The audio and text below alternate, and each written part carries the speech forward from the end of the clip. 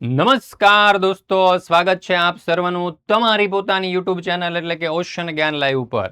આજે આપણે ધોરણ 10 ના ગુજરાતી વિષયનો પાઠ નંબર 4 આપણો જે છે ભૂલી ગયા પછી તેના સ્વાધ્યાયનું સચોટ અને સંપૂર્ણ સોલ્યુશન આજના આ વિડીયોની અંદર આપણે જોવાના છે. ચાલો દોસ્તો, તો શરૂ કરીએ. એના પહેલા એક તમને નાની અમથી માહિતી મારે આપી છે કે ધોરણ 10 ની અંદર ગુજરાતી વિષયની અંદર જેટલા પણ પાઠ છે ને, તો દરેક પાઠના સ્વાધ્યાયના સોલ્યુશનના વિડીયો આપણી ચેનલ ઉપર મુકાઈ ચૂક્યા છે અને પીડીએફ આપણી એપ્લિકેશન ઉપર મુકાઈ ચૂકી છે, જેની લિંક તમને વિડીયોના ડિસ્ક્રિપ્શન બોક્સમાં મળી જશે. તો જરૂરથી અભ્યાસ કરી લેજો, ભૂલતા નહીં હો મારા વાલીડા વિદ્યાર્થીઓ. ચાલો તો હવે આપણે શરૂ કરીએ ધોરણ 10 વિષય ગુજરાતી પાઠ નંબર 4 ભૂલી ગયા પછીના સ્વાધ્યાયનું સચોટ અને સંપૂર્ણ સોલ્યુશન. તો અહીંયા તમે જોઈ શકો છો. એમાં પ્રશ્ન નંબર 1, નીચે આપેલા વિકલ્પોમાંથી સાચો વિકલ્પ પસંદ કરી ખરાની નિશાની કરો. પહેલો સવાલ, મનીષા દેસાઈએ સુરતી કુટુંબને કોના હુમલાથી બચાવેલું? તો જવાબ શું આવશે? તો અહીંયા જવાબ આવશે વિકલ્પ એ, રીંછ. બીજો સવાલ, નરેને કઈ તાલીમ મેળવી હતી? તો જવાબ આવશે વિકલ્પ બી, વન સંરક્ષણની તાલીમ મેળવી હતી. ત્યાર પછી પ્રશ્ન નંબર 2, એક વાક્યમાં ઉત્તર આપો. એમાં પહેલો સવાલ, રીંછ માણસને જોઈને શું કરે છે? તો જવાબ આવશે રીંછ માણસને જોઈને જનૂનથી પ્રતિકાર કરે છે. બીજો સવાલ, નરેન શા માટે લગ્નના માંગા પાછા ઠેલતો હતો? તો નરેન લગ્નના માંગા પાછા ઠેલતો હતો કારણ કે તે જ કન્યા ઉપર કવિતાઓ લખતો હતો. તેણે લગ્નની ના પાડી હતી. ત્યાર પછી તમારા માટે ખાસ મહત્વની સૂચના કે તમારી પાસે સ્માર્ટ બોર્ડ છે પણ તમે પીપીટીનો યુઝ નથી કરતા, તમારી પાસે પીપીટી બનાવવાનો સમય નથી, તો ઓજીએલ તમારા માટે લાવ્યું છે રેડી ટુ યુઝ પીપીટી.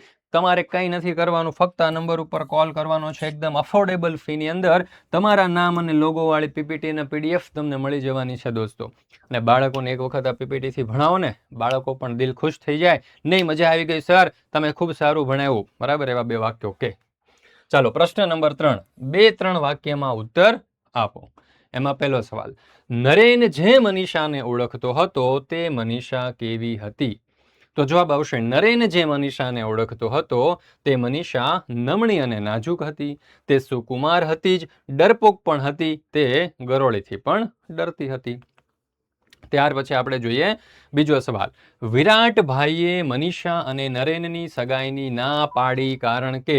તો જવાબ આવશે વિરાટભાઈને ખબર હતી કે તેની દીકરી મનીષા નમણી, નાજુક અને ડરપોક છે. મનીષા નાની અમથી ગરોળીથી પણ ડરી જતી હતી. સિંહની એકાદ ત્રાડ સાંભળીને જ તે મરી જશે અને નરેનને વિધુરનું જીવન જીવવું પડશે એવું લાગતા મનીષાના પિતા વિરાટભાઈએ મનીષા અને નરેનની સગાઈની ના પાડી. ચાલો ત્યાર પછી મિત્રો ધોરણ 9 અને 10 ના જે વિદ્યાર્થીઓ છે એના માટે આપણે જે ઓનલાઈન ટ્યુશન ક્લાસીસ શરૂ કરેલું છે ને, એની ફી આખા વર્ષની મિત્રો કેટલી છે ખબર? માત્ર 2200 રૂપિયા આખા વર્ષની ફી છે. અને એની અંદર સાથે સાથે તમને આઈએમપી બેચ અને પેપર સોલ્યુશન બેચ તો તદ્દનપણે ફ્રી મળી જવાના છે. શું મળી જવાનું છે? પેપર સોલ્યુશન બેચ તો તમને તદ્દન ફ્રી મળવાના છે. અને સાથે સાથે હેન્ડ રિટન બુક હું તમને જે કહું છું એ પણ ફ્રી મળવાની છે. અને સાથે સાથે નેવિગેટર પણ તમને ફ્રી મળી જવાનું છે. તો અત્યારે જ હું તમને એક નંબર આપું છું, 70 46 22 22 54. આ નંબર ઉપર કોન્ટેક્ટ કરી સંપર્ક કરી અને તમે આ બ્રહ્માસ્ત્ર બેચ વિશે વધારે માહિતી મેળવી શકો છો. તાડ હોય, તડકો હોય કે ગરમી હોય, ક્યાંય જવાની જરૂર નથી. ઘરે આરામથી પંખા નીચે એસીની અંદર બેઠા બેઠા તમે મોબાઈલ અથવા લેપટોપ અથવા તો ટેબ્લેટની અંદર અભ્યાસ કરી શકો છો. અને કાંઈ પ્રશ્ન થાય તો બોલીને સીધો તમે સરને પ્રશ્ન પૂછી શકો અથવા ટાઈપિંગ કરીને પણ પૂછી શકો છો. આવી જબરજસ્ત બેચ અને બીજા અઢળક ફીચર છે આની અંદર. એકવાર ફોન કરીને જાણો તો ખરા શું શું છે આની અંદર. તમારે ધોરણ 9 અને 10 ની અંદર 90+ લાવવા હોય તો આ તમારા માટે છે દોસ્તો. ચૂકતા નહીં હો આને. કરો કંકુના. પ્રશ્ન નંબર 4, 7-8 લીટીમાં ઉત્તર લખો. એમાં છે પહેલો સવાલ, મનીષાનું પાત્ર ચિત્રણ ભૂલી ગયા પછી કૃતિના આધારે કરો. તો જોઈએ ઉત્તર. ભૂલી ગયા પછી કૃતિ એકાંકી છે.